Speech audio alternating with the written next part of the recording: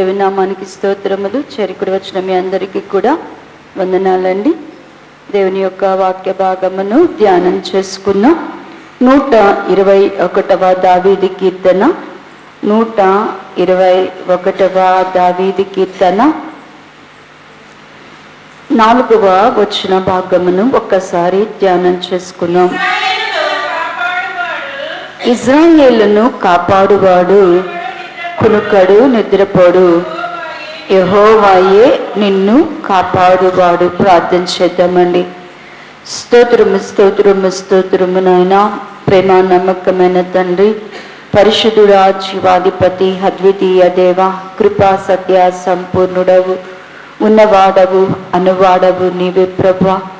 లోకములో పాపములో శాపములో నశించిపోతున్న మమ్మలను ప్రభునేసు క్రీస్తునందు కృప చేత నాయన మీరు వెదకి రక్షించి ప్రభువా, మేమింకనూ పాపులము, భక్తిహీనులము, దూరస్తులమై దుష్క్రియలు దుష్టత్వము చేత నశించిపోయి ఉండగా మీరే నా తండ్రి యేసయ్య మా కొరకు పరలోక మహిమను విడిచి ఈ లోకానికి నాయన దాసుడుగా రిక్తుడుగా వచ్చి అయా నీ అమూల్యమైన రక్తము చేత మమ్మల్ని విలువ పెట్టుకొని మాపై రుణములుగా ఉన్న ప్రతి పాపము నుండి ప్రభువా మమ్మల్ని విడిపించి పవిత్రపరిచి నీ కృప చేత మమ్మల్ని నీతిమంతులుగా చేసిన నీ ప్రేమను బట్టి వందనాలు ప్రభువా. యెరూషలేము ప్రార్థనా మందిరమును ప్రేమించి ఈ 2025వ సంవత్సరంలోనికి నడిపించిన నీ ఏర్పాటును బట్టి, నీ కృపా ప్రవేశాన్ని బట్టి వందనాలు.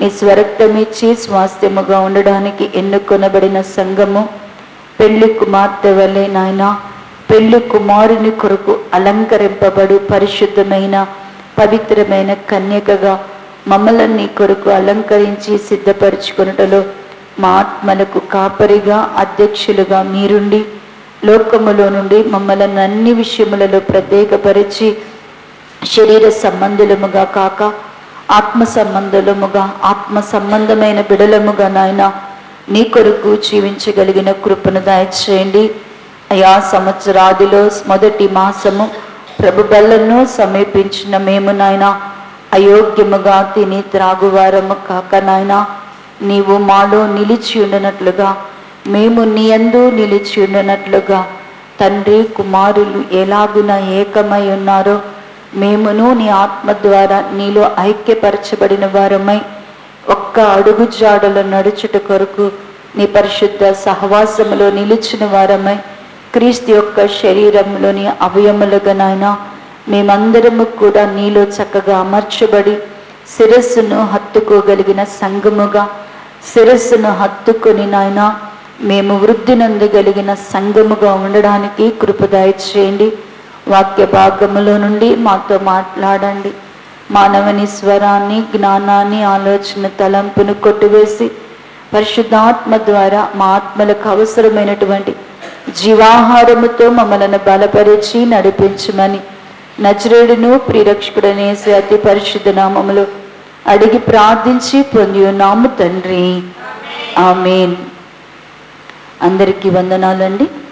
చదవబడినటువంటి లేఖన భాగము 121వ దావీదు కీర్తన 4వ వచన భాగములో ఇశ్రాయేలును కాపాడువాడు కునుకడు, నిద్రపోడు, యెహోవాయే నిన్ను కాపాడువాడు. అనేక సార్లు ఇది కంఠద వాక్యంగా మనం నేర్చుకునేది. ప్రతిరోజు ఈ మాటను కూడా మనము జ్ఞాపకం చేసుకుంటాం. మన ప్రతి ప్రార్థనలో కూడా దేవుణ్ణి అడిగేది, మన ప్రతి ప్రార్థనలో కూడా, మనం ప్రతి పరిస్థితిలో కూడా దేవుణ్ణి అడిగేది ఏంటంటే కాపాడు కాపాడు కాపాడు.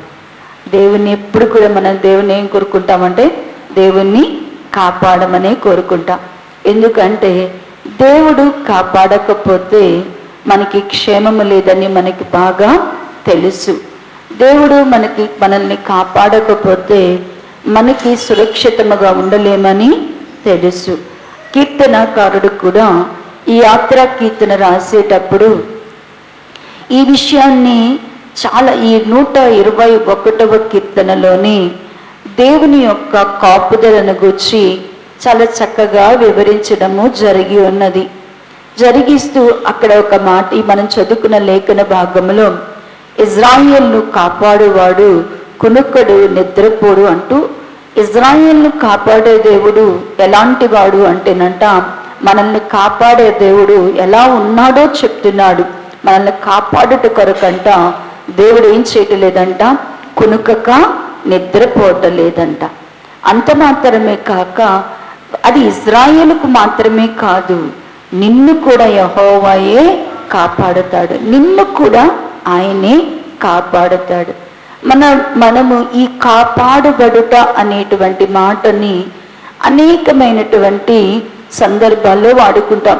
ఈ కీర్తన చదివినప్పుడల్లా కూడా దేవుడు, మనం ఒక ప్రయాణాన్ని చేస్తున్నాం, ఒక వాహనాన్ని కొన్నాం, ఎక్కుతున్నాము అనగానే వెంటనే మనం ప్రార్థన చేసుకునేది ఏంటి అంటే కనుక, దేవా మా రాకపోకల్లో మీరు మమ్మల్ని కాపాడండి. అంటే రాకపోకల్లో దేవుడే ఏం చేయాలి, మనల్ని కాపాడాలి.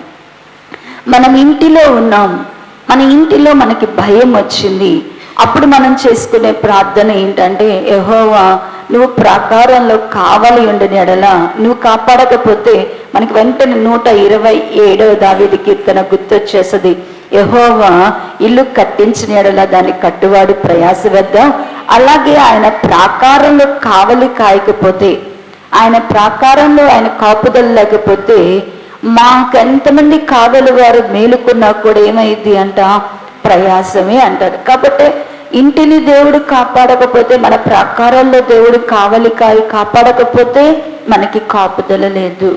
91వ కీర్తనలో అంటాడు, ఏ తెగులు వచ్చినా, ఏ భయం వచ్చినా, ఏ చీకటి వచ్చినా, ఏ అపాయం వచ్చినా నువ్వు మమ్మలను కాపాడకపోతే, దేవుడు కాపాడకపోతే కాపుదల లేదు, దేవుడు కాపాడకపోతే ఆరోగ్యం లేదు, దేవుడు కాపాడకపోతే సంరక్షణ లేదు, దేవుడు కాపాడకపోతే క్షేమము లేదు, దేవుడు కాపాడకపోతే మనకి ఏది కూడా మన దగ్గర ఉండదు.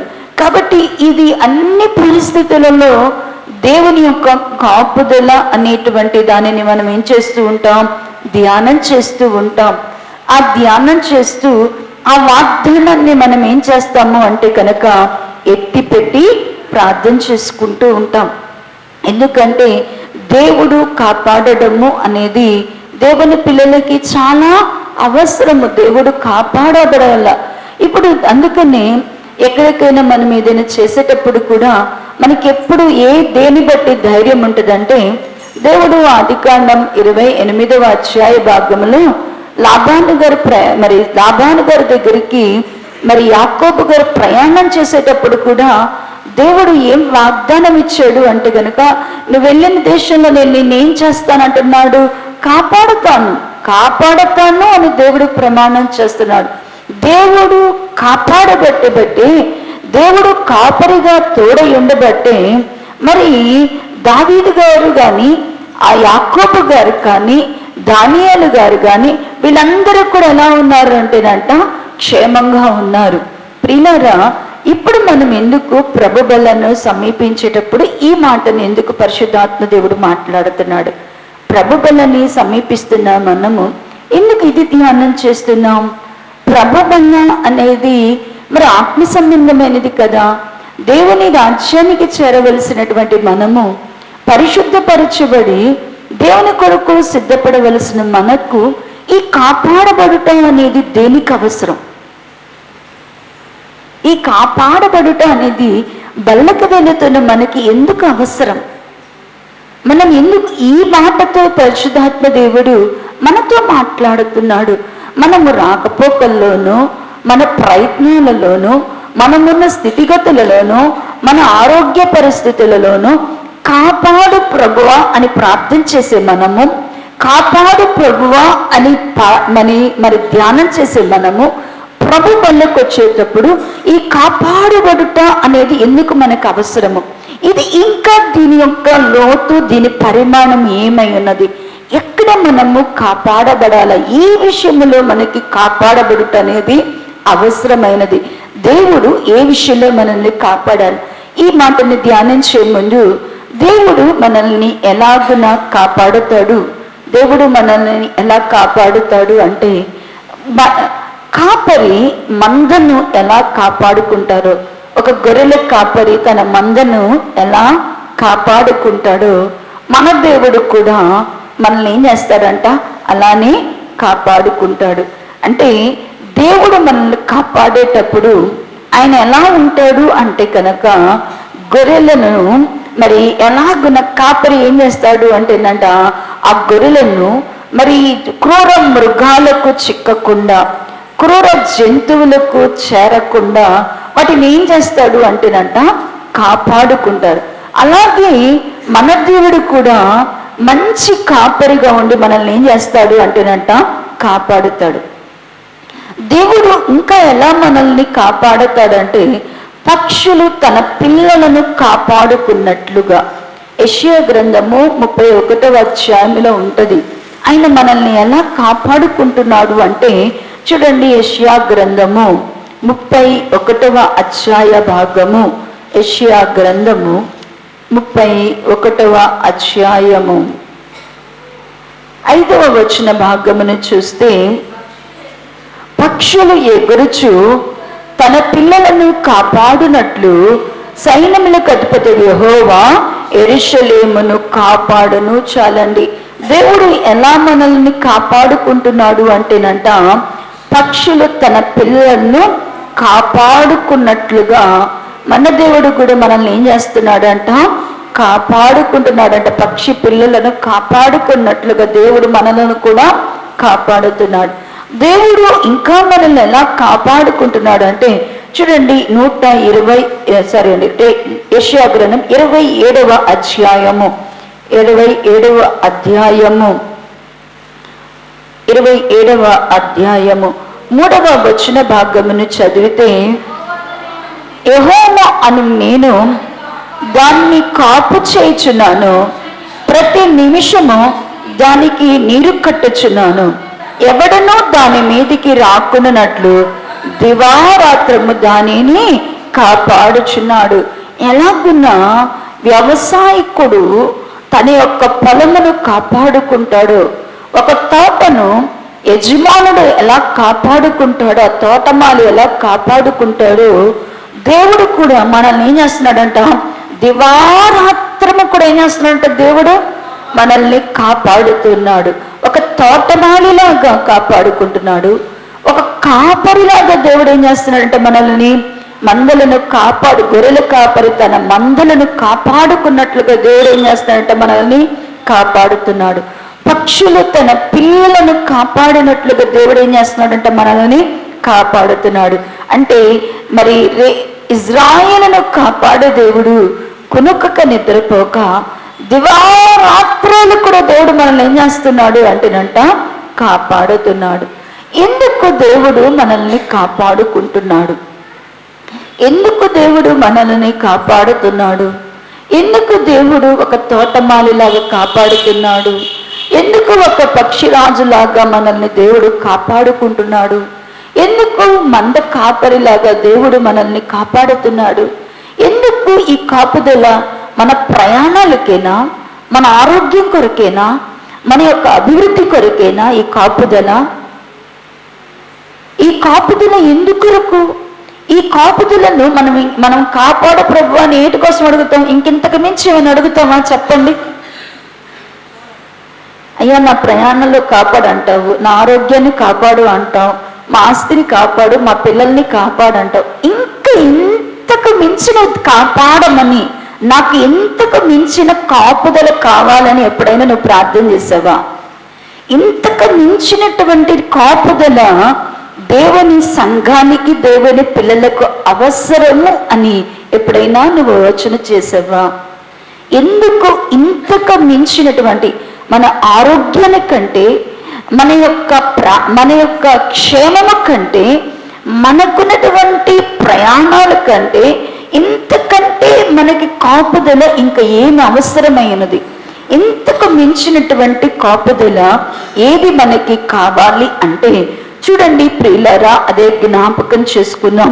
చూడండి తెస్సలోనీయులకు రాసినటువంటి అంతకంటే ముందుగా మనము దేని విషయములు, మనకి ఎక్కడ దేవుడు మనల్ని కాపాడాలి, ఏ కాపుదల అనేది మనకు అవసరము అంటే యోహాను సువార్త 17వ అధ్యాయము, యోహాను సువార్త 17వ అధ్యాయము, యోహాను సువార్త 17వ అధ్యాయము 15వ వచన భాగమును చదవండి. నీవు లోకములో నుండి వారిని తీసుకొని పొమ్మని నేను ప్రార్థించటలేదు, కానీ దుష్టుని నుండి వారిని కాపాడమని ప్రార్థించుచున్నాను. యేసుక్రీస్తు ప్రభువారు మనకి ఏ కాపుదలు కావాలని ఆయన ప్రార్థన చేస్తున్నారు. మనము దేనిలో మనము నిత్యము కాపాడబడాలా, మనం ఏ కాపుదల కోసము మనము ప్రార్థన చేయాలా, మనము దేని అన్నను కదా, మనము అనేకమైన మనము ఇహ సంబంధమైనవి ఈ లోక సంబంధమైన అనేక విషయాలు ఏం చేస్తున్నాం, కాపాడమని ప్రార్థన చేస్తున్నాం. అంతకు మించినటువంటి అంతకంటే ఎక్కువైనటువంటిది మనము కాపాడబడవలసిన విషయం ఏంటి అంటే, మనము రోజు ప్రార్థన చేసుకోవలసిన దేనికోసం అంటేనంట, యేసుక్రీస్తు ప్రభువారే మన పక్షముగా ప్రార్థించారు. ఏమని అంటే కనుక, అయ్యా నేను ఈ లోక సంబంధిని కాదు కనుక నా పిల్లలు కూడా ఎవరు కాదు, ఈ లోక సంబంధాలు కారు. ఈ లోక సంబంధాలు కాదు కాబట్టి ఖచ్చితంగా లోకంలో నా పిల్లలకి ఏమొస్తుంది, శ్రమ అనేది వస్తుంది. ఖచ్చితంగా లోక సంబంధాలు కాని వారికి లోకములో ఏముంటుంది, శ్రమ. ఎందుకు శ్రమ, ఎవరి వలన శ్రమ, ఎందుకు శ్రమ వస్తుంది అంటే, వారు లోక సంబంధాలు కాకపోవడాన్ని బట్టి దుష్టుడు వారిని ఏం చేస్తుంటాడంటే ఎప్పుడు కూడా శోధిస్తూ ఉంటాడు. దుష్టుడు ఎప్పుడు కూడా ఏం చేస్తుంటాడు, వాడిని బాధిస్తూ ఉంటాడు. దుష్టుడు ఎప్పుడు కూడా ఏం చేస్తుంటాడు. అందుకనే పేతురు గారు చెప్తూ అంటున్నాడు కదా, దేవుని పిల్లల కంట బాధించడానికి, శోధించడానికి, నష్టం చేయడానికి, కష్టం చేయడానికంట సాతానుడు గర్జించు సింహము వలె ఎప్పుడు కూడా దేవుని బిడ్డల చుట్టూ ఏం చేస్తున్నాడంట, తిరుగుతా ఉన్నాడంట. గర్జించు సింహములాగా దుష్టుడు తిరుగుతూ ఉంటే ఇప్పుడు యేసుక్రీస్తు ప్రభువారు ఏమని ప్రార్థన చేస్తున్నారు అంటే, ప్రభువా నా పిల్లలు ఎవరైతే నాకు ఇచ్చినావో వారు లోక సంబంధులు కాదయ్యా, వారు లోక సంబంధులు కాదు కాబట్టి లోకంలో నుంచి వారిని తీసుకుని వెళ్ళమని నేను ప్రార్థన చేయటలా. ఈ లోకములో వారు ఉండలేరయ్యా, ఈ లోకము వారిని ఒప్పుకోదయ్యా, ఈ లోక సంబంధాలు కాదు కాబట్టి, ఈ లోకం వాళ్ళని ద్వేషిస్తుంది కాబట్టి వారు ఇక్కడ వద్దయ్యా అని నేను అడగను. వారిని లోకంలో నుంచి తీసుకుని వెళ్ళమని నేను ప్రార్థించటలేదు, కానీ వారు ఎవరి నుంచి కాపాడబడాలని ప్రార్థన చేస్తున్నాడంట దేవుడు. దుష్టుని నుంచి కాపాడు ప్రభువా. నువ్వు ప్రార్థన చేస్తున్నావా? ప్రతిరోజు నీ ప్రార్థనలో, ప్రభువా దుష్టుడి నుంచి నేను కాపాడబడాలా. దుష్టుడు ఏం చేస్తాడు, ఈ కింద ఫుట్ నోట్లో దాన్ని అర్థం ఇస్తున్నాడు కదా, కీడు నుండి మమ్ము కాపాడు. యేసుక్రీస్తు ప్రభువారు పరలోక ప్రార్థన చెప్పేటప్పుడు కూడా, ప్రార్థనలో పరలోక ప్రార్థన అంశంలో కూడా పరలోకమందున్న మా తండ్రి అని ప్రారంభిస్తూ అంటూ ఒక్కొక్క అంశం ఇస్తూ అక్కడ కూడా నాయన మేము శోధనలోనికి ప్రవేశింపకూడనట్లుగా దుష్టుని నుండి మమ్మలను కాపాడు ప్రభువా అని రాస్తున్నాడు. అంటే ఈ ప్రార్థన మన హృదయంతో ఎప్పుడు చేస్తాం? మన చిన్న బలహీనత వచ్చినప్పుడు ఆరోగ్యం కొరకు దేవుణ్ణి మాకు ఆరోగ్యాన్ని కాపాడు ప్రభు అని అడిగే నీవు, ఊరికి వెళ్ళేటప్పుడు ప్రార్థన చేసుకునేటప్పుడు నీ ఇంటికి అవసరమైన భద్రత కొరకు భారంగా ప్రార్థన చేసే నీవు, నువ్వు దాచిపెడు నీ చేతులు 1,00,000 రూపాయలు ఉండి ఒక ఇంటి దగ్గర నుంచి ఇంకొకరికి అప్పచెప్పే లోపల నువ్వేం చేస్తావు? దీనికోసం ఎన్నిసార్లు ప్రార్థన చేస్తావు? ఇంత భద్రంగా నీ మెడలో ఒక బంగారం వేసుకుంటే, నీ మెడలో ఒక బంగారం వేసుకుంటే దాని భద్రత కొరకు నువ్వెంతో ప్రార్థన చేసుకునే మనము ఒక్కరోజైనా కూర్చొని ప్రభువా నన్ను దుష్టుడి నుంచి కాపాడు ప్రభువా, దుష్టుడి నుంచి నన్ను తప్పించు ప్రభువా, కాపాడు ప్రభువా అని నువ్వు ప్రార్థన చేస్తున్నావా? దేవుడైతే నీ కొరకు ఆయన ఏం ప్రార్థన చేస్తున్నాడు అంటేనంట, వీళ్ళు మన కోసం ఏం ప్రార్థన చేస్తాడంట, మనం అందరం దేవుడి నుంచి తప్పింపబడాలి, కాపాడబడాలంట. దుష్టుని నుంచి మనం ఏం చేయబడాలంట? కాపాడబడాలా. దుష్టుడి నుంచి కాపాడబడాలి. దుష్టుడి నుంచి కాపాడబడకపోతే దుష్టుడు ఏం చేస్తున్నాడంటే ఎప్పుడు కూడా శోధంలోనే మనం ప్రవేశించాలని. సాతాను పని ఏంటి? ఎప్పుడు మన పని ఏంటంట?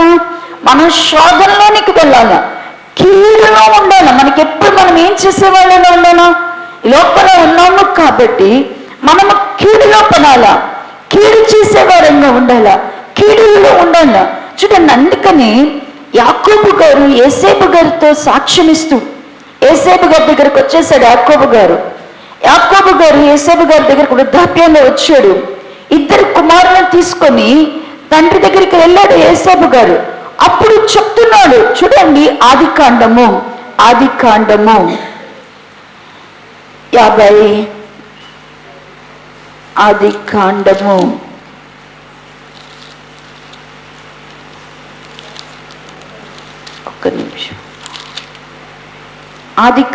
48వ అధ్యాయము 15వ వచన భాగము నుండి చదివితే, 48వ అధ్యాయము 15వ వచన భాగము నుండి, అతడు యోసేపును దీవించి, నా పితరులైన అబ్రహాము ఇస్సాకులు ఎవని ఎదుట నడుచుచుండరు, ఆ దేవుడు నేను పుట్టిన మొదలుకొని నేటి వరకు ఎవడు నన్ను పోషించను, ఆ దేవుడు అనగా సమస్తమైన కీడులలో నుండి నన్ను తప్పించిన దూత ఈ పిల్లలను ఆశీర్వదించును గాక అంటున్నాడు. ఇక్కడ యాకోబు గారు చెప్తున్నాడు యోసేపు గారికి. ఏం సాక్ష్యం చెప్తున్నాడు అంటే, యాకోబు గారు యోసేపుకి తనకి ఎద్దకొచ్చిన 2 కుమారులకు దేవునికి వచ్చిన సాక్ష్యం చెప్తున్నాడు. ఏమని సాక్ష్యం చెప్తున్నాడు అంటే, యోసేబా నేను అట్లా ఇట్లా అని చెప్పటలా, నేను మా తాత ఇదిగో కల్దీల దేశం నుంచి ఇలా వచ్చి ఇలా సంపాదించాడు, మా యొక్క తండ్రి గారు ఇలా 100 ఆశీర్వాదాన్ని పొందాడు, ఇవి చెప్పటల్లా. ఏం చెప్తున్నాడు అంటే, నా తండ్రి అయిన అబ్రహాము గారు ఇస్సాకు గారు ఎవరు ఎదుట నడుచుకున్నారో, ఏ దేవుడి ఎదుట నడుచుకున్నారో, నేను పుట్టినది మొదలుకొని నన్ను ఎవరు పోషించారు అంటే, యాకోబు గారు కష్టపడింది యాకోబు గారు కనపడతల్లా. యాకోబు గారికి ఏం కనపడతలేదంట? నేను మంచుకు తడిచాను, ఎండకి ఎండాను, పశువులు కాసాను, ఏం కనపడతల్లా. ఆయన కష్టం కనపడుతులా. ఆయనకి ఎవరు కనపడుతున్నాడు? తాను పోషింపబడ్డం ఎవరి వల్ల సాధ్యం అంటున్నాడు? నేను పుట్టినది మొదలుకొని నన్ను పోషించింది ఎవరంటున్నాడు? దేవుడే అని ఒప్పుకుంటూ ఆయన జీవితంలో నేను ఏ విషయంలో నేను క్షేమంగా ఉన్నాను, ఆశీర్వాదంగా ఉన్నాను అంటే, దేవుడు నన్ను ఏం చేశాడు? సమస్తమైన కీడులలో నుండి ఏం చేశాడంట? సమస్తమైన కీడులలో నుండి, శోధనలో నుంచి దేవుడు యాకోబు గారిని ఏం చేశాడంట? తప్పిస్తాడు. ఎందుకు? కాపాడతాను అని వాగ్దానం ఇచ్చాడు కాబట్టి. ఆ వాగ్దానం ఎక్కడిచ్చాడు? ఆదికాండము 28వ అధ్యాయము 28 ఆదికాండము 28వ అధ్యాయము 15వ వచన భాగమును చదవండి. 15వ వచన భాగం, ఇదిగో నేను నీకు తోడయుండి నీవు వెళ్ళు ప్రతి స్థలమందు నిన్ను. దేవుడు ఏం వాగ్దానం ఇచ్చాడంటే యాకోబు గారికి, నువ్వు వెళ్ళే ప్రతి స్థలంలో కూడా నేనేం చేస్తానంటున్నాడు? కాపాడుతాను అన్నాడు. కాబట్టి ఏ విషయంలో ఆయన కాపాడబడ్డాడంట? దుష్టుని నుండి, కీడు నుండి, శోధన నుండి యాకోబు గారు ఏం చేయబడ్డాడంట అండి? కాపాడబడ్డాడు. ప్రియా దేవుని బిడ్డలారా, దేవుడు నిన్ను కూడా నీకు కూడా వాగ్దానం చేస్తాడు. యెహోవాయే నిన్ను కాపాడువాడు. ఎక్కడ కాపాడబడాలి మనము? ఎక్కడ కాపాడబడాలో, ఎక్కడి నుంచి మనము కాపాడబడాలా? దుష్టుని నుంచి మనము కాపాడబడాలి. దుష్టు నుంచి మనము కాపాడబడుతున్నాము అంటే కీడులో నుండి మనం ఏమి చేయబడుతున్నాము? తప్పింపబడుతున్నాం. శోధనలోనికి మనం ఏం చేయబడలేదంట అండి? ప్రవేశించకుండా శోధనలో నుండి తప్పింపబడుతున్నాం. దుష్టు నుంచి మనము కాపాడబడుతున్నాము. దుష్టు నుంచి మనము కాపాడబడుతున్నాము అంటే కీడులో నుండి మనం ఏం చేయబడుతున్నామంట? తప్పింపబడుతున్నాం. దుష్టు నుంచి మనం కాపాడబడుతున్నాము అంటే శోధనలో నుండి మనం ఏం చేయబడుతున్నామంట? తప్పింపబడుతున్నాం. దేవుడు నిన్ను కాపాడాలని దేవుడు నీ దివారాత్రము నీ కొరకు కొనుక్కోక నిద్రపోక ఆయన ఏం చేస్తా ఉన్నాడు? నిలుచున్నా. దేవుణ్ణి ఎప్పుడైనా దుష్టు నుంచి నన్ను కాపాడు ప్రభువా అని ప్రార్థన చేస్తున్నావా? నువ్వేం అడగటలేదు, ఎవరి నుంచి కాపుదల అడగటలేదు. మత్తయి సువార్తలు మీరు చదవదు కానీ దేవుని పిల్లలంట దేహాన్ని గూర్చి ఎక్కువ చింత కలిగి ఉంటామంట. మనమంతా కూడా ఏంటంటే గనక ఈ గడ్డిపు వంటి దేహాన్ని గురించి ఎక్కువ భయపడతాం, చింతపడతామంట. మనకేం భయం లేదంటే ఆత్మను గూర్చినటువంటి భయము చింత ఉండదంట. ఏం భయం ఉండదంట? ఆత్మను గూర్చిన భయము చింత. దేహానికి మాత్రం అంట చాలా భయపడతామంట. ఈ దేహ సంబంధమైన విషయాల్లో చాలా భయపడతాం, కానీ ఆత్మను గూర్చినటువంటి చింత మాత్రము మనకు ఉండదు. కాబట్టి మనం ఎప్పుడు కాపాడుట అనే వాగ్దానాన్ని కూడా కేవలము శరీరం సంబంధమైనవి వెడలిపోయే వాటి కొరకు ఉపయోగించుకుంటున్నాము. కానీ ప్రభువా నా కొరకు గర్జించు సింహము వలె వాడు తిరుగుతున్నాడు. ప్రభువా నేనెప్పుడు కీడులోనికి వెళ్ళాలని, నన్నెప్పుడు శోధనలోనికి ప్రవేశించాలని దుష్టుడు పొంచి ఉన్నాడు. ప్రభువా దుష్టుడి నుంచి నన్ను కాపాడు. దేవుడు కాపాడమని ప్రార్థన చేశాడు. కాపాడతానని దేవుడు ఏం చేస్తున్నాడు? వాగ్దానం చేస్తున్నాడు. దుష్టుడి నుంచి మనము కాపాడబడాల. రెండవదిగా దేవుడు ఇంకా ఈ దుష్టుడి నుంచి మాత్రమే కాదు. చూడండి ప్రియులారా, తెస్సలోనికీయులకు రాసినటువంటి మొదటి పత్రిక, తెస్సలోనికీయులకు రాసినటువంటి మొదటి పత్రిక, తెస్సలోనికీయులకు రాసినటువంటి మొదటి పత్రిక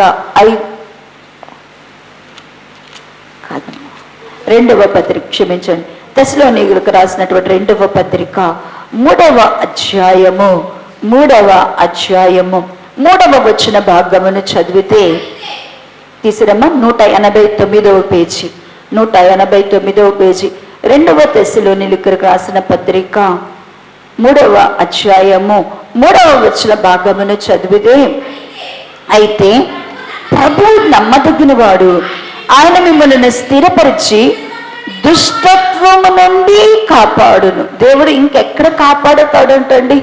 నమ్మదగిన దేవుడు ఎక్కడి నుంచి మనల్ని కాపాడాలని ఆ నమ్మకస్తుడుగా ఉంటున్నాడు.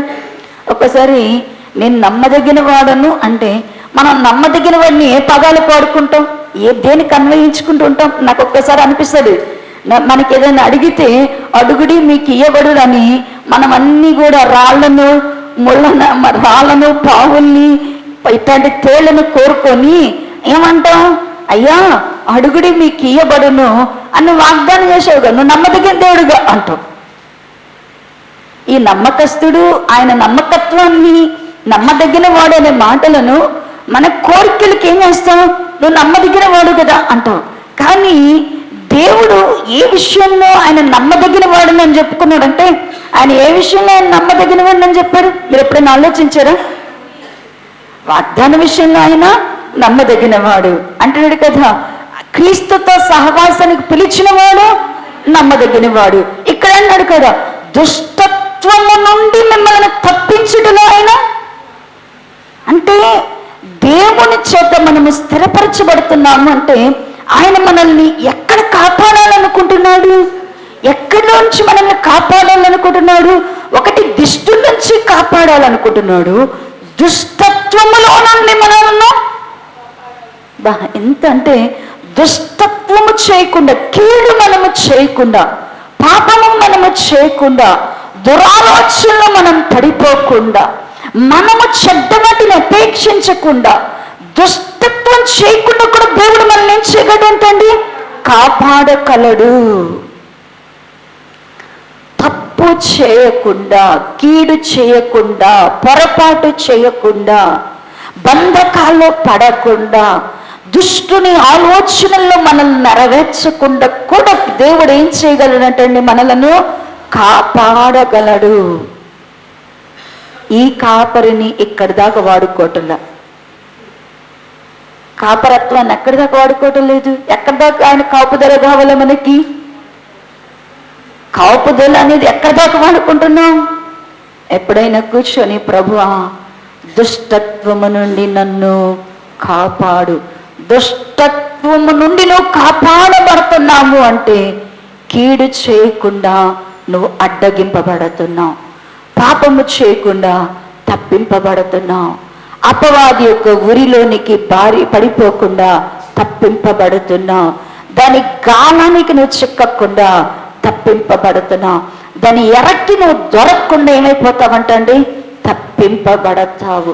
దాని ఆలోచన నీలో సఫలం అవ్వకుండా చాలాసార్లు సాతాను ఏం చేస్తుంటాడంటే కనుక మనల్ని ప్రేరేపించి వాడు వాడుకోవాలనుకుంటాడు. ఎప్పుడు సాతాను ఎప్పుడేంటాడు?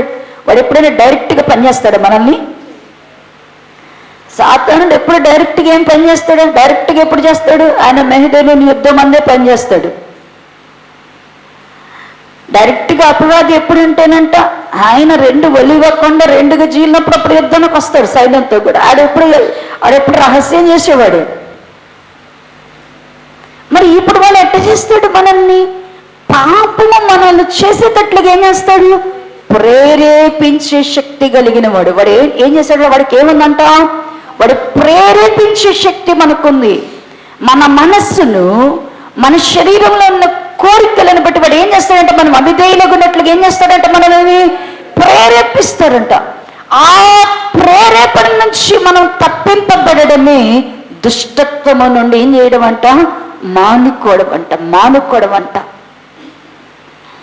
కోపాన్ని రేపి ఇంట్లో కలహాన్ని పుట్టించాలా, చెడుతనాన్ని పుట్టించాలా, నువ్వు తప్పు చెయ్యాలా, నువ్వు పొరపాటు చెయ్యాలా, నీ అంతటా నువ్వే కీడులోకి వెళ్ళాలా, నువ్వే ఆయన కంచె దాటి వెళ్ళిపోయేటట్లుగా వాడు చేస్తాడు. అయితే దేవుడు వాగ్దానం చేస్తున్నాడు, ఆయనే మిమ్మల్ని స్థిరపరిచి దుష్టత్వము నుంచి కూడా దేవుడు ఏం చేస్తాడంట? దుష్టత్వము నుంచి మనం కాపాడబడితేనే. దుష్టత్వములో యేసుక్రీస్తు ప్రభువారు కూడా వచ్చింది ఎందుకు? ఆయన ఎందుకు పుట్టాడు? అపోస్తుల కార్యములు 3వ అధ్యాయం 20వ భాగంలో అంటాడు కదా. అపోస్తుల కార్యములు 3వ అధ్యాయము, అపోస్తుల కార్యములు 3వ అధ్యాయము 26వ వచన భాగమును చదివితే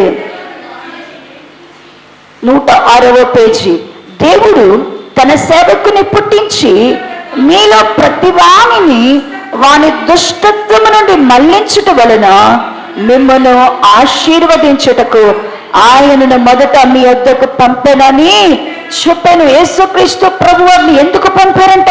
యేసుక్రీస్తు ప్రభువారు ఎందుకు పుట్టారంట?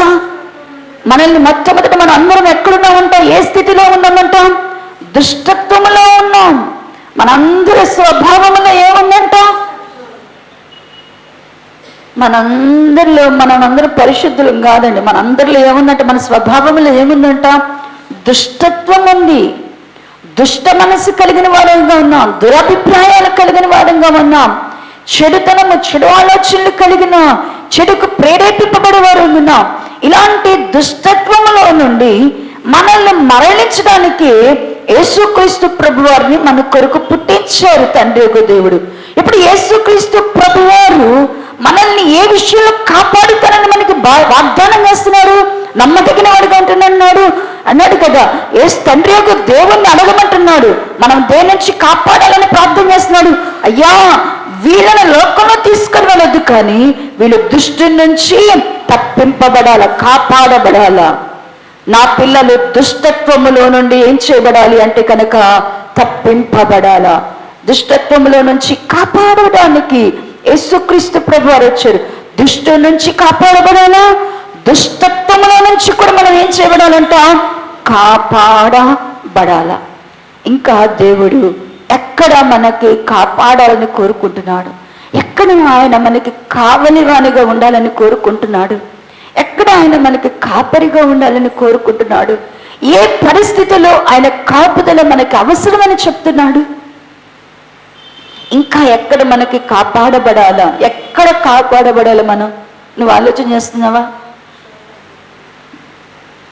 శోధనలో నుంచి కాపాడమన్న, దుష్టుడికి పెట్టామంటే శోధన, దుష్టుడి నుంచి కాపాడుతున్నాం అంటే శోధనలో ఉన్నట్టే శోధన. ఇంకా ఎక్కడ మనం కాపాడబడాలా? చూడండి ప్రియులారా, యూదా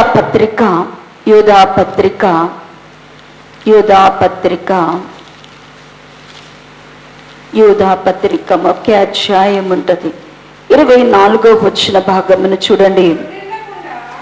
తొట్టిల్లకుండా మిమ్మల్ని కాపాడుటకును తన మహిమ ఎదుట ఆనందముతో మిమ్మల్ని నిర్దోషులుగా నిలవబెట్టుటకు శక్తి గల మన ప్రభువే, మన రక్షకుడైన అద్వితీయ దేవునికి, మన ప్రభువైన యేసుక్రీస్తు ద్వారా మహిమయు మహాత్మ్యమును ఆధిపత్యమును అధికారమును యుగములకు పూర్వమును ఇప్పుడును సర్వయుగములను కలుగునుగాక ఆమేన్ అంటున్నాడు. ఇక్కడ యూదా గారు దీవిస్తూ ఎక్కడ దేవుడు మనల్ని కాపాడాలని కోరుకుంటున్నాడు, ఎక్కడ కాపాడుతాడని చెప్తున్నాడు, తొట్టిల్లకుండా మిమ్మల్ని కాపాడుటకు. దేవుని పిల్లలు ఏమైపోతున్నారంటే, ఇప్పుడు దేవుని పిల్లలు అనేక విషయాలు ఏమైపోతున్నారంట, తొట్టిల్లిపోతున్నారంట. తొట్టిల్లితే మన పరిస్థితి ఏంటి? తొట్టిల్లితే అసలు మనం ఎక్కడుంటాం? తొట్టిల్లుతున్నాము అంటే ఎక్కడ పడతాం మనం? చూడండి, కీర్తనలో రాస్తూ అంటాడు, కీర్తనల గ్రంథము 40, కీర్తనలు 44వ అధ్యాయము, కీర్తనల గ్రంథము 40వ అధ్యాయము, క్షమించండి, 40వ అధ్యాయము 2వ వచన భాగంలో అంటున్నాడు కదా, నాశనకరమైన గుంట నుండి, జిగటగల దొంగ ఊబి నుండి ఆయన నన్ను పైకి ఎత్తెను, నా పాదము బండ మీద నిలిపి నా అడుగులు స్థిరపరిచెను అంటున్నాడు. దావీదు గారు ఎందుకు ఈ మాట మాట్లాడంటే, మనము చూడండి 121వ దావీదు కీర్తనలోనే 121వ దావీదు కీర్తన 3వ వచన భాగములో ఆయన మాట్లాడుతూ అంటూ, ఆయన నీ పాదమును తొట్టిల్లనీయడు, నిన్ను కాపాడు అన్నాడు. ఆయన మన పాదమును ఏం చేయడంటండి? తొట్టిల్లనీయడంట. ఆయన మన పాదాన్ని ఏం చేయడంట? ఎందుకు? పాదం తొట్టిల్తే ఏమైంది? పాదం తొట్టిల్తే ఏమవుతుంది? కాలు జారితే ఏమవుతుంది? ఎక్కడ పడతాం? కాలు జారితే ఎక్కడ పడతాం? ఎందుకు యోధా గారు అంటున్నాడు, ఆయన తొట్టిల్లు వారిని ఆయన ఏం చేస్తున్నాడంట? కాపాడుతున్నాడంట. తొట్టిల్లిపోకుండా ఆయన మనల్ని ఏం చేస్తున్నాడంట? కాపాడుతున్నాడంట. మనము తొట్టిల్లామా? మనము తొట్టిల్లితే మన పాదం ఎక్కడుంటుంది అంటేనంట, మన కాలు జారితే మన పాదం ఎక్కడుంటుంది అంటే మనం ఎక్కడుంటామంటేనంట అన్నాడు కదా, అయ్యా నేను ఎక్కడ పడిపోతున్నానంటే నాశనకరమైన గుంట. ఆ గుంట పేరేం పేరంట? గుంట పేరేందంట? నాశనకరమైన గుంట. ఆ గుంటలో బంధువులు ఏమవుతారంట? నాశనమైపోతారు. నశింపజేసే పాదము బండ మీద లేకపోతే, పాదము మన అడుగులు క్రీస్తులో స్థిరపరచబడకపోతే మనం ఎక్కడుంటామంట? మనం తొట్టిల్లామా అంటే ఎక్కడుంటామంట? తొట్టిల్లిన వారు అందరూ ఎక్కడ ఉంటారంట? నాశనకరమైన గుంటలో ఉంటారంట. జిగటగలిగిన దొంగ ఊబి. అది జిగటగలిగినట్టు అంటే ఏ ఊబి అంట? దొంగ ఊబి. ప్రియులారా, అసలు నువ్వు ఇప్పుడు ఎక్కడ ఉన్నావు? దావీదు గారు దేవుని సన్నిధిలో పరిశీలన చేసుకుంటున్నప్పుడు ఆయా సమయంలో ఆయన దేవునికి విరోధమైనటువంటి వాటిని చేసినప్పుడు అంట, ఆయన ఎక్కడ కనబడతా ఉండేవాడు అంటేనంట, నాశనకరమైన గుంటలో ఉన్నట్టుండేదంట. జిగట కలిగినటువంటి దొంగ ఊబిలో ఉన్నానయ్యా నేను అని ప్రార్థన చేసేవాడంట. నేను ఎక్కడ పడిపోయాను అంటే నాశనకరమైన గుంటలో పడిపోయానయ్యా. మరి జిగట కలిగినటువంటి దొంగ ఊబిలో ఉన్నానయ్యా. ఇప్పుడు ఏ ఊబి అంటే అది మామూలు ఊబి కాదంట, జిగట కలిగిన దొంగ ఊబి అంట, దొంగ ఊబి. దాంట్లో నేను పడిపోయాను ప్రభువా. అంటే నేను ఏమైపోయానన్నాడు, నా పాదం ఏమైపోయానది అంటే కనుక నేను తొట్టిల్లిపోయాను. క్రీస్తు అనే బండ మీద ఉండవలసిన నేను, క్రీస్తు అనేటువంటి పునాది మీద ఉండవలసిన నేను క్రీస్తులో లేను. ఇప్పుడు ఎక్కడున్నాను అంటే కనుక నా స్వచిత్తాన్ని చేసి, నా సొంత ఇష్టాలను చేసి, నాకు అనుకూలమైన చేసి, అసలు ఎందుకు తొట్టిల్లుతారు? ఎవరు తొట్టిల్లుతారు? ఎవరు తొట్టిల్లుతారండి? అసలు తొట్టిల్లే పరిస్థితులు ఎప్పుడు వస్తాయి మనకి? దేవుళ్ళ నుంచి ఎప్పుడు మనం తొట్టిల్లుతాం? దేవుళ్ళ నుంచి మనం ఎప్పుడు తొట్టిల్లుతాం? పేతురు రాసినటువంటి పత్రిక చూడండి, పేతురు రాసినటువంటి మొదటి పత్రిక, పేతురు రాసినటువంటి మొదటి పత్రిక 2వ అధ్యాయము 8వ వచన భాగం చదవండమ్మా. కట్టువారు వాక్యమునకు అవిధేయులై తొట్టిల్లుచున్నారు. ఎవరు తొట్టిల్లుతున్నారంట? ఎవరైతే వాక్యానికి అవిధేయులుగా కట్టుకుంటున్నారో. తొట్టిల్లేవారు ఎవరంట? మనం ఎక్కడ తొట్టిల్లుతామంట? ఎప్పుడు తొట్టిల్లిపోతామంట? దేవుని వాక్యములకు మనం అవిధేయులమయ్యామా? దేవునికి అవిధేయులంగా మన జీవితాలను కట్టుకుంటున్నామా? దేవునికి వాక్యానికి అవిధేయంగా మన జీవితాలను మలుచుకుంటున్నామా? మన నిర్ణయాలను తీసుకుంటున్నామా? ఎవరైతే దేవుని వాక్యములకు అవిధేయులుగా తమ ఆత్మీయ జీవితాన్ని కట్టుకుంటున్నారో వాళ్ళందరూ కూడా ఏమైపోతున్నారంట? తొట్టిల్లిపోతున్నారు. వాళ్ళు తొట్టిల్లాను ఎక్కడ పడతాం? మనందరం కూడా నాశనకరమైన గుంటలోను జిగట కలిగిన దొంగ ఊబిలో పడతాము. మనము అలా పడకుండా ఉండాలని దేవుడు అంటానన్నాడు కదా. తొట్టిల్లిన వారిని దేవుడు ఏం చేస్తున్నాడంట? కాపాడుతానని వాగ్దానం చేస్తున్నాడు. తొట్టిల్లిపోకుండా ఇంకా అంటాడు కదా. చూడండి, 2వ పేతురు రాసిన పత్రిక 11వ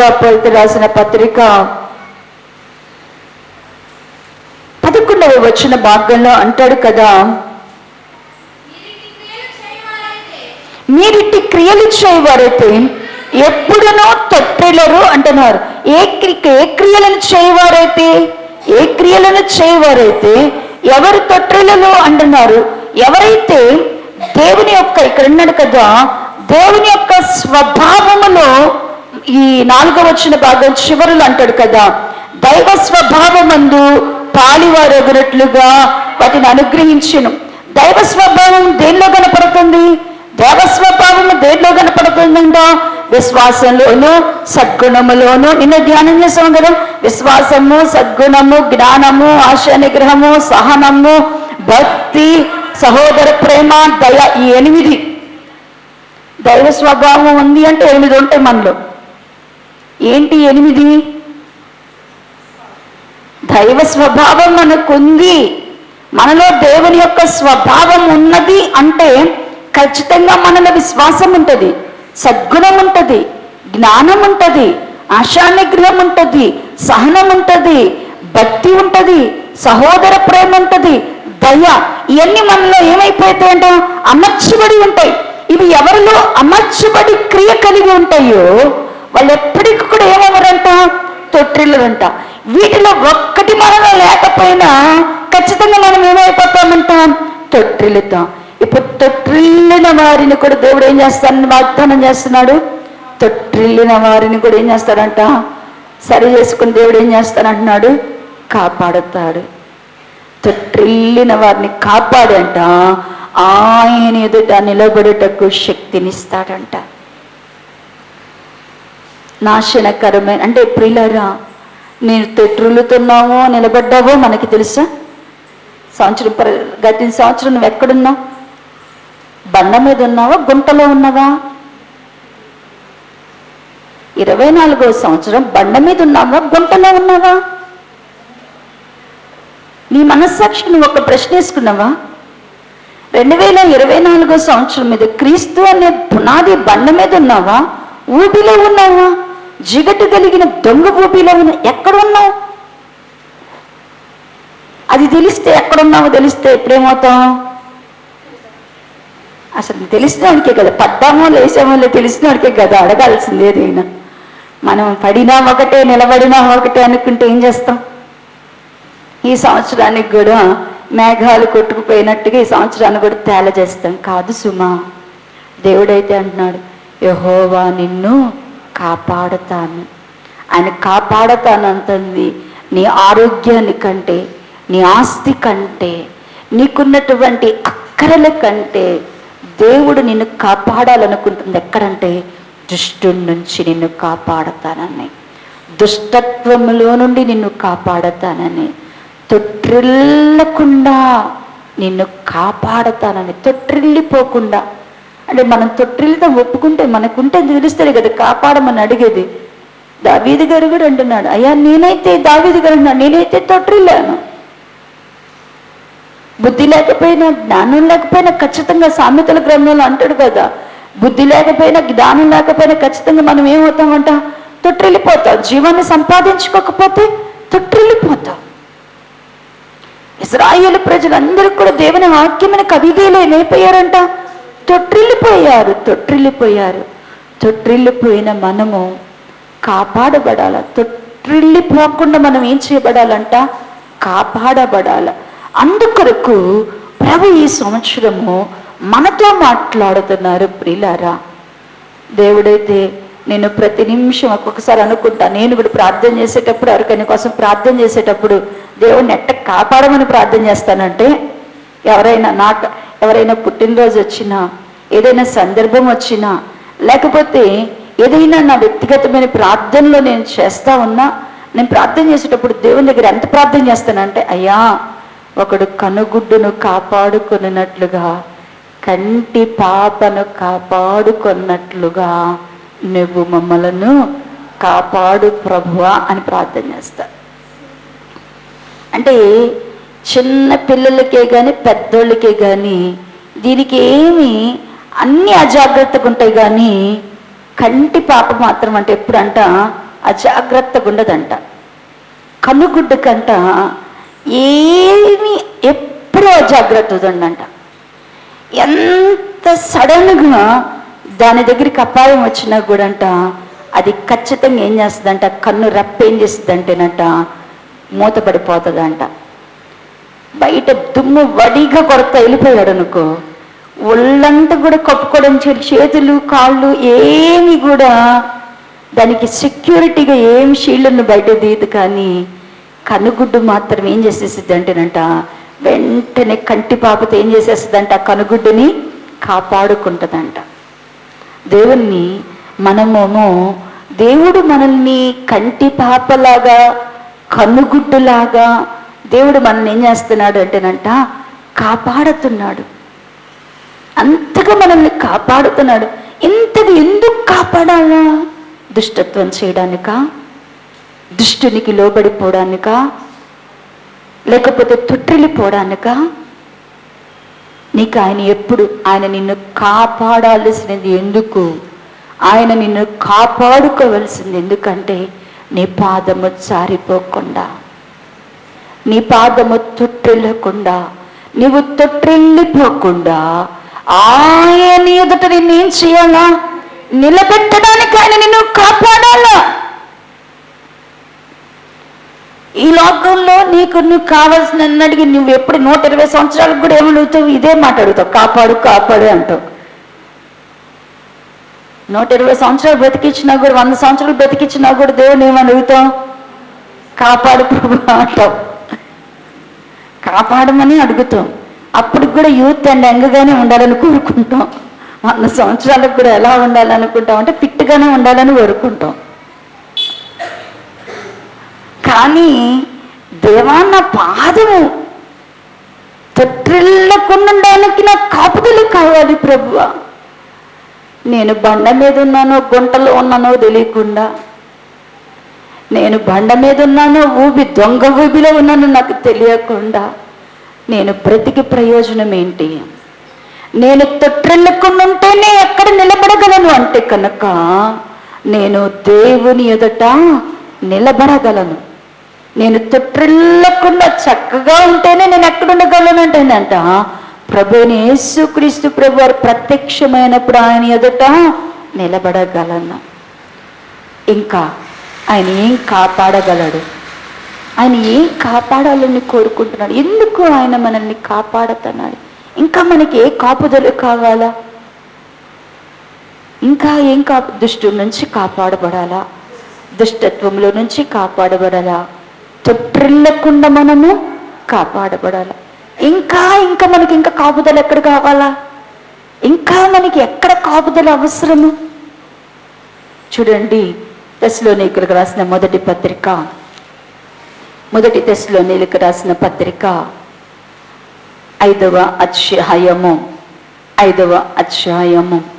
23వ వచనము చదివితే 187వ పేజీ 5వ అధ్యాయము 23. సమాధానకర్తకు దేవుడే మిమ్మల్ని సంపూర్ణముగా పరిశుద్ధపరచునుగాక, మీ ఆత్మయు జీవమును శరీరమును మన ప్రభువైన యేసుక్రీస్తు రాకడయందు నిందారహితముగాను సంపూర్ణముగా ఉండునట్లు కాపాడబడునుగాక. మిమ్మల్ని పిలిచిన వాడు నమ్మదగిన వాడు గనుక అలాగున చేయును. ఇంకెక్కడ కాపాడబడాలంట? మనం ఏం కాపాడబడాలంట? మనకి ఏం కావాలంటున్నాడనా? సమాధానకర్తకు దేవుడే మిమ్మను సంపూర్ణముగా పరిశుద్ధపరచునుగాక. సమాధానకర్తకు దేవుడు ఏం చేస్తాడంట? సంపూర్ణంగా మనల్ని పరిశుద్ధపరచబడును గాక అంటూ ఇంకెక్కడికి వెళ్తున్నాడంట? ఇంకేమేమి ఉన్నాడంట? మన ఆత్మయు శరీరము జీవము. అబ్బా, ఎక్కడికి వెళ్ళాలంటే ఏం కాపాడబడాలంట? మన ఆత్మయు జీవమును శరీరమును ప్రభు అయిన యేసుక్రీస్తు యొక్క రాకడ దినం ముందు ఎలా ఉండాలంట? నిందారహితముగా. ప్రభు రాకడ దినాన్ని వరకు ఏమేమి కాపాడబడాలంట? నిందారహితంగా ఏం కాపాడబడాలంట? మన ఆత్మలో ఏముండకూడదంట? నింద. దేవుడు మనల్ని ఏమేమి ఉండదు? మన ఆత్మలో ఏముండదు? నిందారహితముగా ఉండాలా. మన యొక్క జీవం ఏమై ఉండాలంట? నిందా రహితంగా ఉండాలంట. మన యొక్క శరీరం కూడా ఏమవ్వాలంట? నిందారహితంగా దేవుని ఎదుట ఏమడాలంటండి? ఉండినట్లుగా దేవుడు మిమ్మల్ని, సమాధానకర్త దేవుడు ఏం చేయాలి? మిమ్మల్ని కాపాడునుగాక. దేవా, నా ఆత్మను నిందారహితంగా కాపాడు అని ప్రార్థన చేస్తావా? నా జీవము నిందారహితంగా నీ రాకడ కొరకు కాపాడు ప్రభు అని ప్రార్థన చేస్తామా? నా శరీరము నీ రాకడ కొరకు ఎట్లా ఉండాలంట? నిందారహితంగా కాపాడు ప్రభు అని మనం ప్రార్థన చేస్తామా? ఎంత మనకి ఈ లోకపు జనులకి ఏ వ్యత్యాసం లేదు. వాళ్ళు కూడా ఇప్పటి జీవిత కాలం మాత్రమే వాళ్ళు ఏం చేసుకుంటే వాళ్ళ ప్రార్థనలు, వాళ్ళ మనములు, వారి టెంకాయలు, వాళ్ళ మొక్కుబళ్ళు అన్ని దేనికోసం అంటేనంట, అయ్యా వాళ్ళకి ఈ జీవిత కాలము మట్టుకే వాళ్ళు కోరుకుంటారు. ఈ జీవిత కాలంలోనే డబ్బులు సంపాదించేయాలా, ఈ జీవితకాలంలో ఉద్యోగాలు సంపాదించాలి, ఈ జీవితకాలంలో ఇల్లు కట్టేసుకోవాలా, ఈ జీవితకాలంలో ఆరోగ్యంగా ఉండాలి, ఈ జీవితకాలంలో పిల్లలు కనేసేయాలి, ఈ జీవితకాలంలో అన్నీ ఏం చేసేయాలా? వాళ్ళకి ఇష్టమైనవన్నీ కూడా ధనవంతుల్లాగా ఏం చేసేయాలా? అనుభవించేసేయాలా. కానీ దేవుని బిడ్డలు ఇది కాదు మనకు కాపుదల. మనకెక్కడ కాపుదల కావాలా? ఏ కాపుదల దేవుని వల్ల మనం కోరుకోవాలి అంటే, దేవుని పిల్లలమైన మనము సమాధానకర్తకు దేవా, మా ఆత్మను, మా జీవాన్ని, మా శరీరాన్ని, నీ రాకడకు ఎట్లా ఉండాలయ్యా? నిందారహితముగా ఉండనట్లుగా మమ్మలను కాపాడు. నీ కాపుదల నీ రాకడ వరకు మాకు ఉండాలా? అది దేనికోసం కావాలా? మాకు ఆరోగ్యమున్నా లేకపోయినా, మాకు ఆస్తులున్నా పోగొట్టుకొనినా, మాకు ఈ లోక సంబంధమైన ఉన్నా పోగొట్టుకున్నా, ఏ మరాకపోకలలో క్షేమమున్నా లేకపోయినా కాపాడడం అనేది మాత్రం ఎక్కడుండాలంట? నీ ఆత్మను నశింపజేసుకుంటే, నీ ఆత్మని కనుక నువ్వు నిర్లక్ష్య పెడితే, ఆ ఆత్మ నశింపదైతే అది ఎక్కడ పోతుంది? అందుకని అంటాడు కదా మత్తయి సువార్త భాగంలో రాస్తూ, చూడండి ప్రియులారా, మత్తయి సువార్త 10వ అధ్యాయము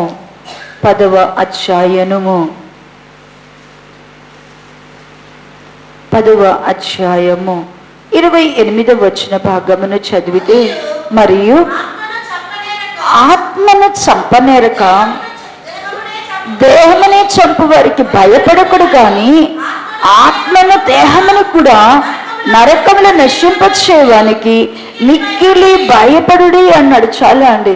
మనము దేనికి ఎవరికి భయపడతామంట? మనకి ఎవరి కోసం ఎప్పుడు కాపలా ఎక్కడ పెట్టుకుంటామంట? దేవుణ్ణి అన్నాడు కదా. మన కాపుదలంతా ఎక్కడ ఉంటేసాలనుకుంటున్నాము అన్నాడు కదా. ఆత్మను చంపనేరక దేహమునే చంపువానికి ఏం చేయొద్దంటున్నాడు? దేహాన్ని చంపడానికి మీరు ఏం చేయొద్దన్నాడు? భయపడొద్దు.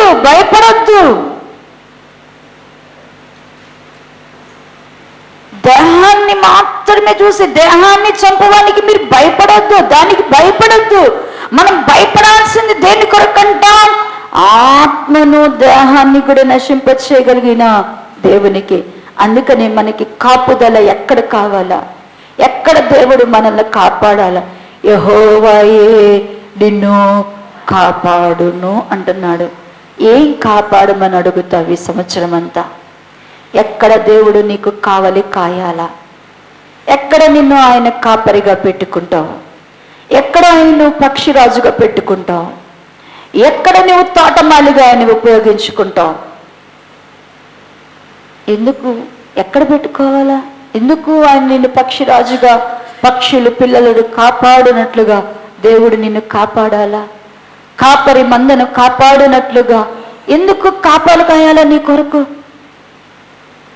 నిన్ను ఎందుకు ఆయన కంటి పాపలాగా, కనుగుడ్డులాగా ఎందుకు ఆయన నేను కాపాడాలా? ఇజ్రాయేల్ ప్రజలను అలానే కదా దేవుడు కాపాడింది.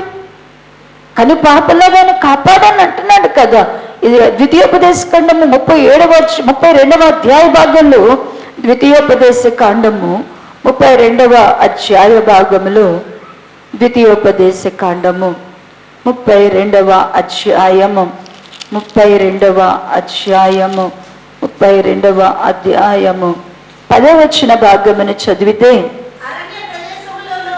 అరణ్య ప్రదేశములోను భీకర ధ్వని గల పాడైన ఎడారిలోను వాని కొనుగని ఆవరించి పరామర్శించి తన కనుపాప వలె వారిని కాపాడిదును అన్నాడు. ఎట్లా కాపాడాడంట దేవుడు? ఎలా కాపాడానంటున్నాడు దేవుడు? ఎలా కాపాడానంట? ఇదిగో భీకరమైన అరణ్యంలో నేను వారిని ఏం చేశానంటున్నాడు? ఎడారిలో నేను ఏం చేశానంటున్నాడు? ఆవరించాను, పరామర్శించాను, నేను వాళ్ళని ఎట్లా కాపాడానంటున్నాడు. అంటే కను పాప వలె వారిని నేను ఏం చేశాను? ఎందుకు దేవుడు కాపాడాలా? కను పాపలాగా ఎందుకు కాపాడాలా? ఎందుకు తన బిడ్డలను దేవుడు ఇంతగా కాపాడుకోవాలా? ప్రియులారా, దేవుడు మనల్ని కాపాడాలనుకుంటున్నది. దేవుడు మనల్ని ఎక్కడ ఎందుకు కాపాడాలి? ఏ విషయంలో ఆయన కనుపాపలా కావడం? నువ్వు దుష్టుడి నుంచి, దుష్టత్వములో నుండి తొట్టిల్లకుండుట కొరకు నిన్ను, నీ ఆత్మయు, నీ జీవము, నీ శరీరము దేవుని యొక్క రాకడ దినమందు ఎలా ఉండాలన్నట? నిందారహితంగా ఉండాలంటబ్బా. అందుకు ప్రభువా నువ్వు అయ్యా నాయనా, నా దేహము, నా శరీరము, నా ఆత్మ, నా జీవము నీ రాకడ కొరకు నిందారహితంగా ఉండినట్లుగా నన్ను కాపాడు ప్రభువా, కాపాడు ప్రభువా. దేవుడు ఇంకా మనకి ఎక్కడ కావలి గాయాలా, ఎక్కడ మనల్ని కాపాడాలి అంటే చూడండి, ఫిలిప్పీలకు రాసిన పత్రిక, ఫిలిప్పి రాసినటువంటి పత్రిక 4వ అధ్యాయము, ఫిలిప్పీలకు రాసిన పత్రిక 4వ అధ్యాయం, ఫిలిప్పీలకు రాసిన పత్రిక 4వ అధ్యాయము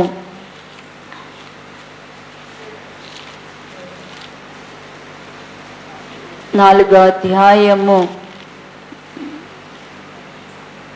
7వ వచన భాగమును చదవండి.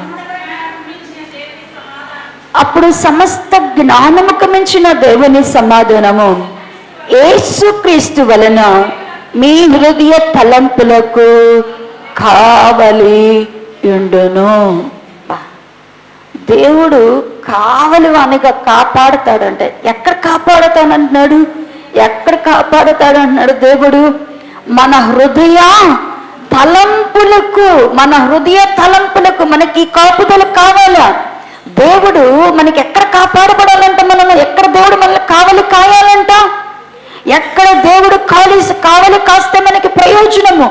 ఎక్కడ నిన్ను కాపాడువాడు కునుకడ నిద్రపోకుండా మనల్ని కాపాడి ఆయన కాపుదల ఎక్కడ ఉంటే మనకి ప్రయోజనము, మన ఆత్మలకు ప్రయోజనమై ఉన్నదంటే ఇక్కడ అంటున్నాడు కదా.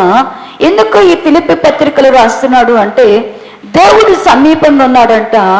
దేవుని ప్రజలకు ఏమో భయంకరమైన చెంతలు ఉన్నాయంట. దేవుడు సమీపంగా ఉన్నాడు, దేవుని ప్రజలకు ఏమున్నాయంట? చెంతలు. అంత మార్తలమే, మరి ఏలం కాదు. అందరం ఎవరు? అందరూ మార్తలే. ఎందుకు? యేసయ్య ఇంట్లో ఉన్నా కూడా మార్తకేముందంట? చెంత.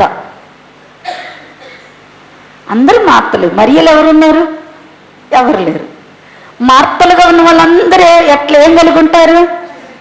అందరు యేసు ప్రభు ఇంట్లో కూర్చున్నా కూడా ఏముంటారు? ఎదురుగా కూర్చున్నా, పక్కన కూర్చున్నా, ముందు కూర్చున్నా కూడా ఏం కలిగి ఉంటారు? చెంతలే ఉంటాయి.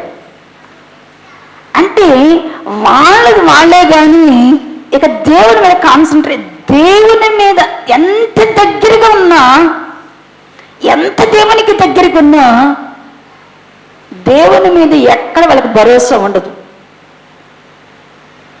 వీళ్ళకంటే వీళ్ళే చేసుకోవాలి, వీళ్ళేదో చేసుకోవాలి, వీళ్ళ ఆలోచనలే జరగాలి అంటే. అందుకని అన్నాడు ప్రభు సమీపంగా ఉన్నాడు, మీరు దేనిని గూర్చి చెంత పడవద్దు అన్నాడు. ప్రభు సమీపంగా ఉన్న వీళ్ళకి ఏముంటుందంట?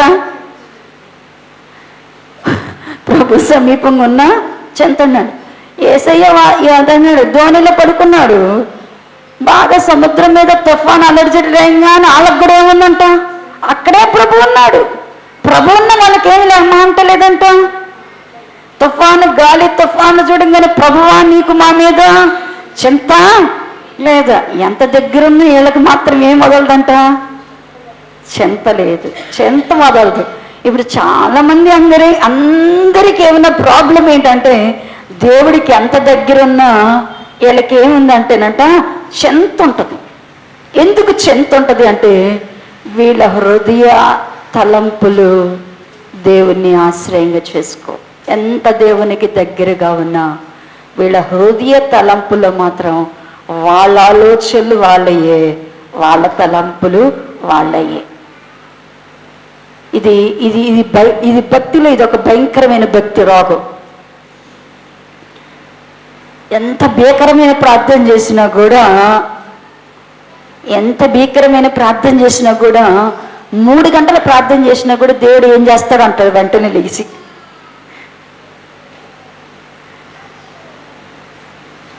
ఏడు వారాలు ఉపవాసం చేయండి, 40 రోజులు ఉపవాసాలు చేయండి, 3 నెలలు ఉపవాసాలు చేయండి, 360 రోజులు ఉపవాసం చేయండి. 360 రోజులు ఉపవాసం చేసినా కూడా 61 రోజు ఏం చేస్తాడు దేవుడు? ఈ సంవత్సరం చేస్తాడో లేదో అంటారు లేచి. ఎందుకంటే వీళ్ళ ఆలోచనలో వీళ్ళే ఉంటారు కానీ వీళ్ళ ఆలోచనలో దేవుడు కనపడడు. వీళ్ళ తలంపుల్లో దేవుడు ఉండడు. వీళ్ళ తలంపుల్లో దేవునికి స్థానం లేదు. వీళ్ళ ఆలోచనలో దేవునికి స్థానం లేదు. ఎంత వాక్యమేనండి, అగ్నిలాగా దేవుని వాక్యం వచ్చి హృదయంలో కొన్న తలంపుల్లో మాత్రం వీళ్ళు అనుకున్నది.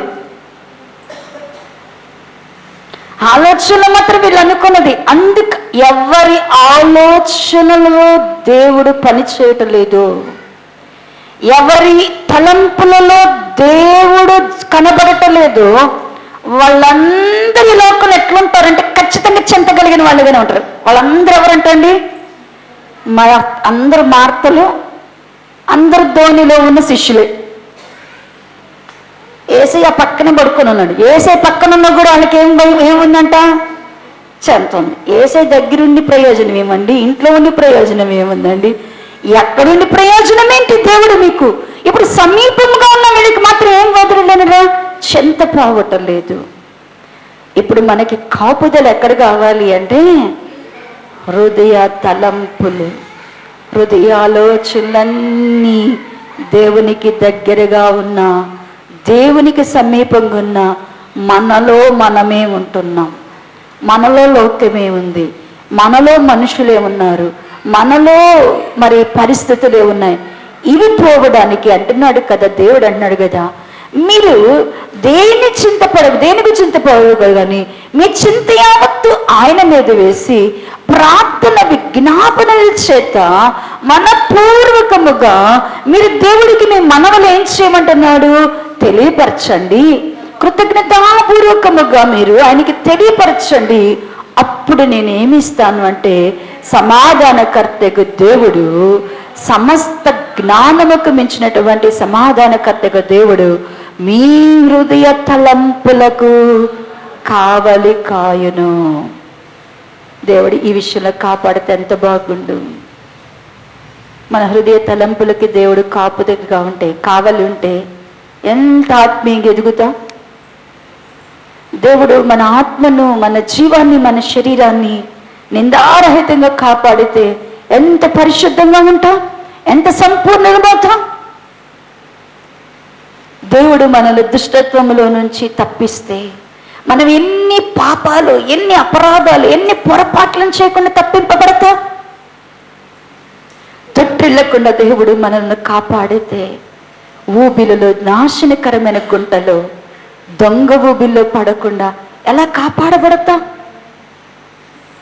దేవుడు దుష్టి నుంచి మనల్ని కాపాడితే శోధనలో పడకుండా, కీడులోనికి వెళ్ళకుండా ఎంతగా కాపాడబడతాం.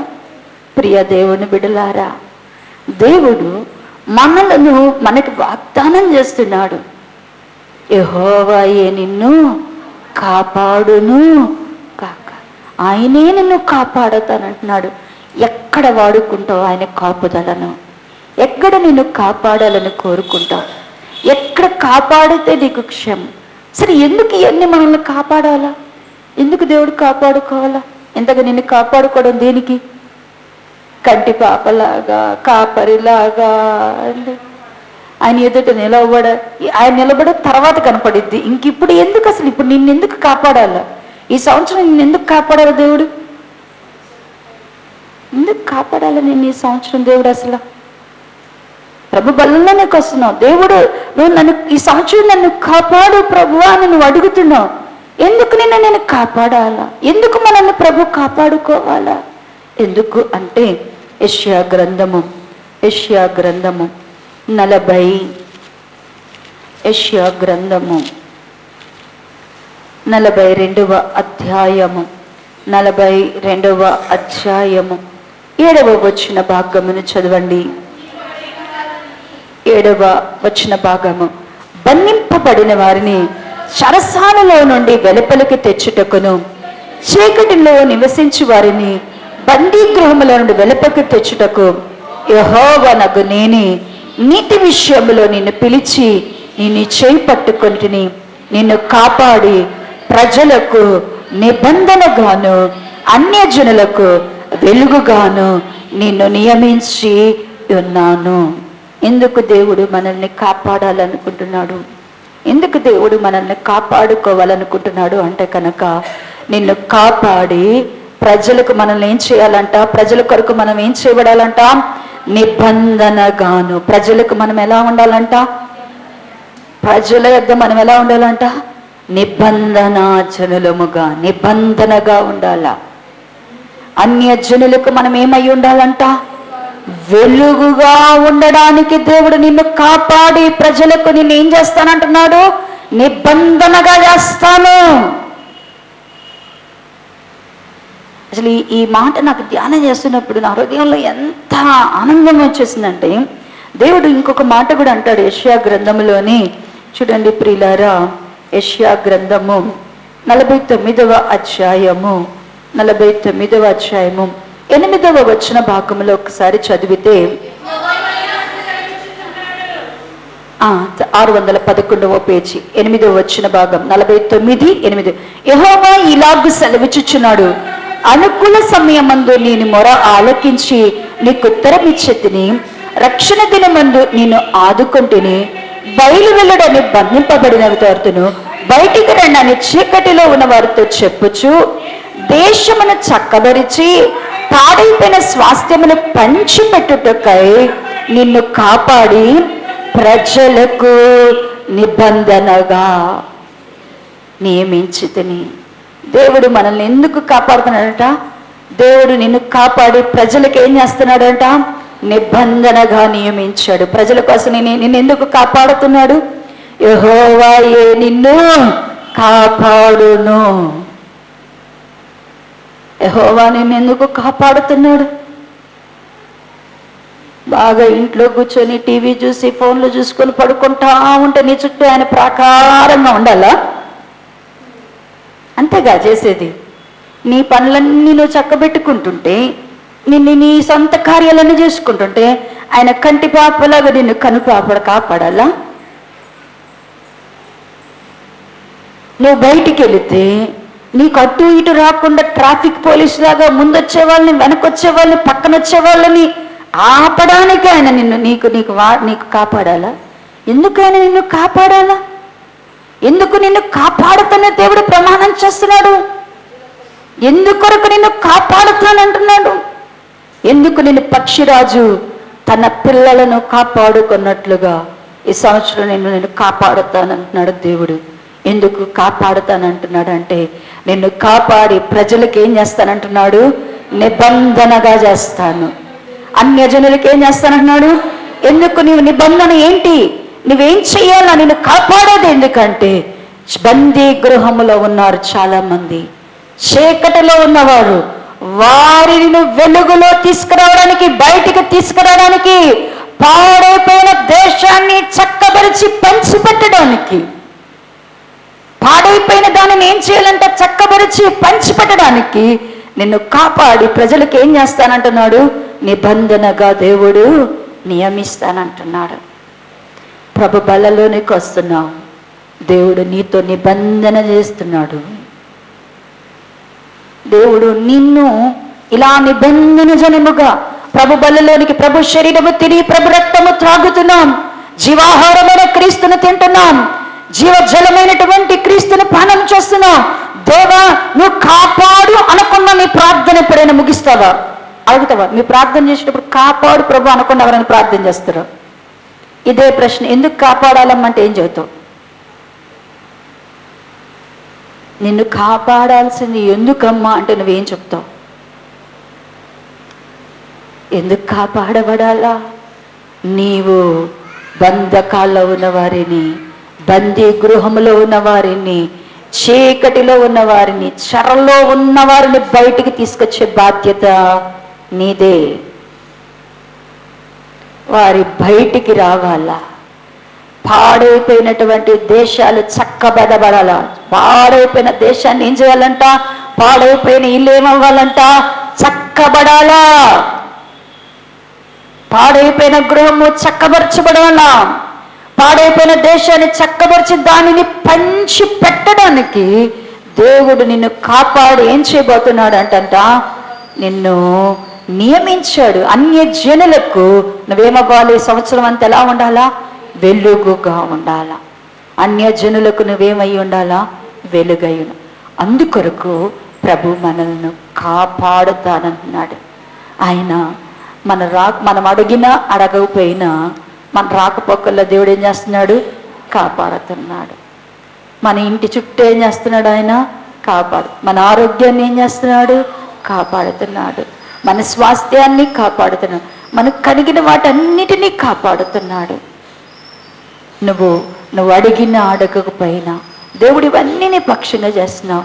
ఆత్మ సంబంధమైన వాటి కొరకు అందుకని అన్నాడు, దుష్టుల నుంచి నన్ను కాపాడు ప్రభువా, దుష్టత్వములో నుండి నన్ను తప్పించి కాపాడు ప్రభువా, తొట్టిల్లకుండా ఈ సంవత్సరం అంతా నన్ను కాపాడు ప్రభువా. నా ఆత్మయు నా జీవము నా శరీరము నిందారహితముగా నీ రాకడ వరకు సంపూర్ణంగా ఉండనట్లుగా కాపాడు ప్రభువా అని నీవు గనక ప్రార్థన చేస్తే నిశ్చయంగా దేవుడు నీతో కాపాడి నిబంధన చేసి నీ ద్వారా చెరలో ఉన్నవారిని, బంధకాల్లో ఉన్నవారిని, చీకట్లో ఉన్నవారిని విడిపించి దేశాన్ని చక్కబరుస్తాడు. అంత మాత్రమే కాక అన్యజనులకు వెలుగుగా నేను నియమిస్తాడు. అందుకొరకు ప్రభు నీకు వాగ్దానం చేస్తున్నాడు. ప్రభు బల్లలోనికి వచ్చే నీతో ప్రమాణం చేస్తున్నాడు, యెహోవాయే నిన్ను కాపాడును కాక. ఇంత కాపుదల దేవుడు నీకు ఇస్తున్నాడు. ఎక్కడ వరకు నిన్ను కాపాడడానికి దేవుడు ఇష్టపడుతున్నాడు. ఎంతగా నీ లోపట ఆత్మీయ స్థితిని కాపాడడానికి ఇష్టపడుతున్నాడు. గ్రహించి ఆ ప్రకారము ముందుకు సాగుదాం. దేవుడు కృపా సంఘానికి దయచేయునుగాక. ఆమేన్.